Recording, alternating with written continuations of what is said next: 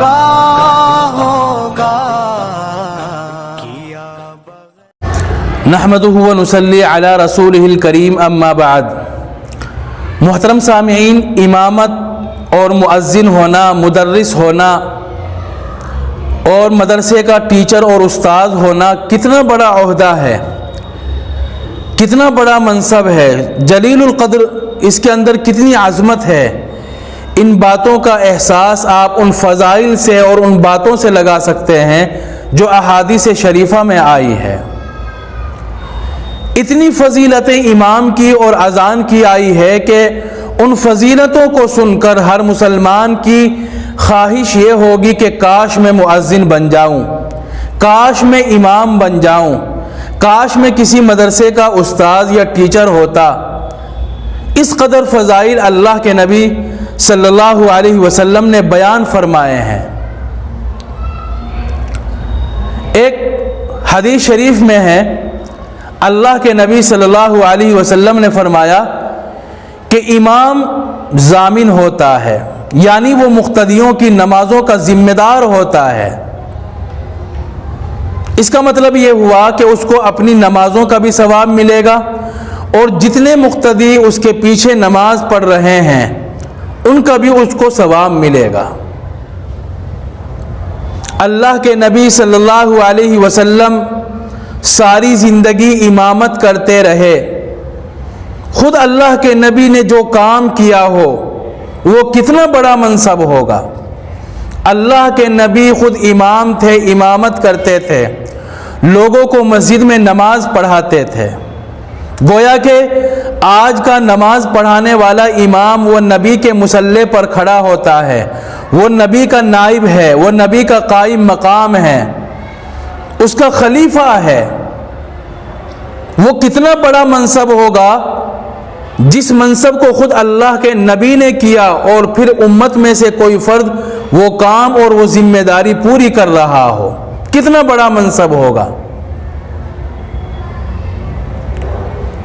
حضرت ابو بکر رضی اللہ عنہ امامت کرتے رہے، حضرت عمر نے امامت کی، صحابہ کرام جو جلیل القدر صحابہ تھے وہ امامت کرتے تھے۔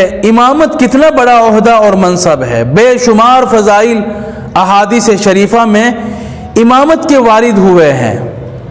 اور مؤذن کے بارے میں اگر بیان کر دیا جائے اس کی فضیلت بے شمار ہے۔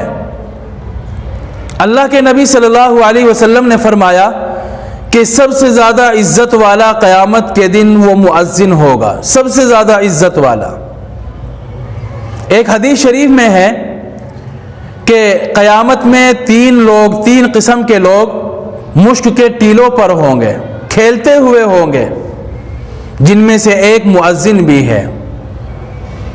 اللہ کے نبی صلی اللہ علیہ وسلم نے فرمایا کہ مؤذن جب اذان دیتا ہے تو اس کی آواز جہاں تک پہنچتی ہے، قیامت کے دن جو چیزیں، جن چیزوں نے اس کی اذان سنی، آواز سنی، چاہے وہ درخت ہو، عمارت ہو، کوئی دیوار ہو، کوئی مکان ہو یا کوئی بھی چیز ہو، قیامت کے دن اس کے ایمان کی گواہی دے گی۔ اور جس کے ایمان کی گواہی دینے والے اتنے سارے ہو جائے اس کو جنت میں جانے سے کون روک سکتا ہے؟ یہ فضیلتیں میں آپ کو کیوں سنا رہا ہوں؟ یہ فضیلتیں میں آپ کو کیوں بیان کر رہا ہوں؟ میں فضیلت سنانے کے لیے نہیں آیا، میں آپ آج یہ بیان کرنا نہیں چاہتا کہ امامت کے کیا فضائل ہے اور اذان کے کیا فضائل ہے۔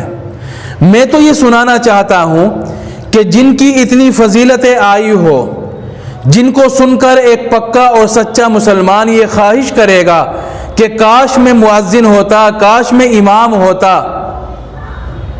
آج اس منصب پر کھڑے ہونے والوں کے ساتھ جو ظلم ہو رہا ہے وہ باہر کے لوگوں سے بالکل پوشیدہ ہے، ان کو جو ذلت برداشت کرنی پڑتی ہے، مؤذن کو جس حقارت کی نگاہ سے دیکھا جاتا ہے، امامت کو اور امام کو جس حقارت کی نگاہ سے دیکھا جاتا ہے، مدرسے میں مدرسین پر جو ظلم ہو رہا ہے وہ باہر کے لوگوں سے بالکل بالکل اوجھل ہے، ان کی نگاہوں سے پوشیدہ ہے، اس طرح کی بدزبانی کی جاتی ہے، غلط الفاظ کا استعمال کیا جاتا ہے۔ امام کے لیے، نائب رسول کے لیے